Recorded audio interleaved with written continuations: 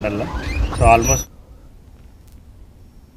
ఆదిలాబాద్ పట్టణంలోని అంబేద్కర్ భవనంలో Bodhi Budokan karate association senior master Kamble Mukesh Kumar ఆధ్వర్యంలో ఆదివారం ఒకరోజు ట్రైనింగ్ క్యాంప్ నిర్వహించారు.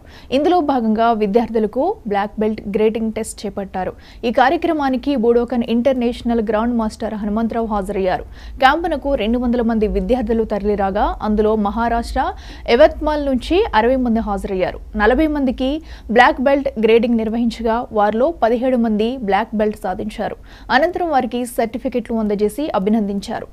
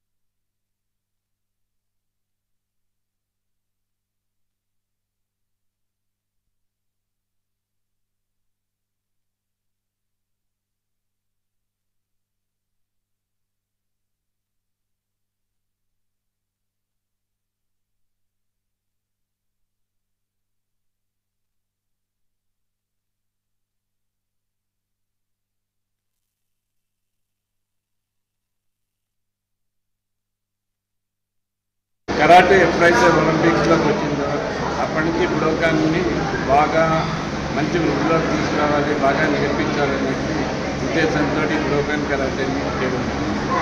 నేను ఉద్దేశించాల్సి దగ్గర 55-56 ఏళ్ళ ఈ ఎక్స్పీరియన్స్ ఈ కరాటే దీంట్లో ఉంది.